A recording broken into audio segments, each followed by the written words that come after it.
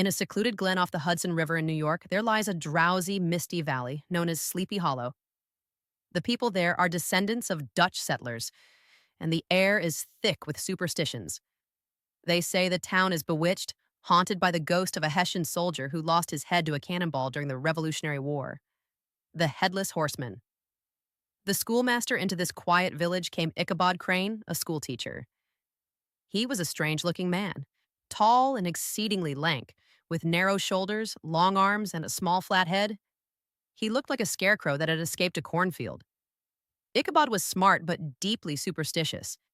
He loved to read fearful tales of witchcraft and spent his evenings listening to the old Dutch wives spin stories of ghosts and goblins. His favorite, and most feared story, was that of the headless horseman, who rode forth at night on a dark horse, searching for his lost head. The love triangle Ichabod had his eyes on Katrina Van Tassel, the beautiful 18-year-old daughter of the richest farmer in town. He didn't just love her, he loved the vast fields of wheat, the fat pigs, and the golden corn that came with her inheritance. But he had a rival, Brom Bones. Brom was the hero of the country, broad-shouldered, loud, strong, and full of rough humor. While Ichabod was awkward and scared, Brom was fearless and arrogant. Brom played pranks on the poor schoolmaster, smoking out his singing school and training a dog to howl whenever Ichabod sang. The Midnight Chase.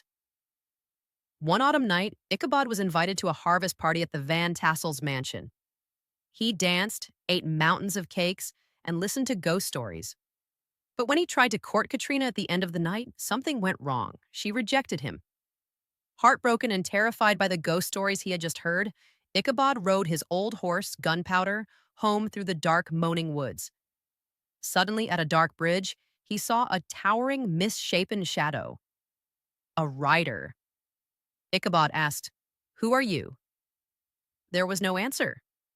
The stranger rode silently beside him. Ichabod hurried his horse. The stranger hurried too.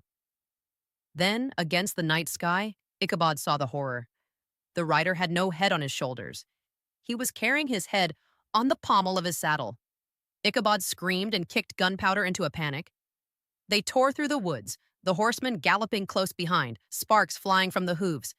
They reached the church bridge, the safety line where ghosts were said to vanish.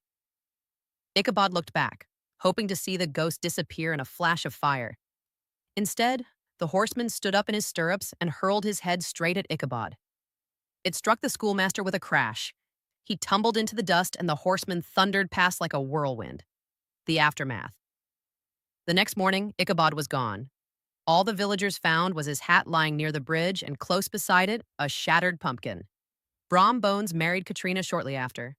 Whenever the story of Ichabod was told, Brom would burst into a hearty laugh at the mention of the pumpkin. The twist Washington Irving leaves the ending a mystery. Was it a ghost? Did the galloping Hessian truly carry Ichabod away? Or was it a prank?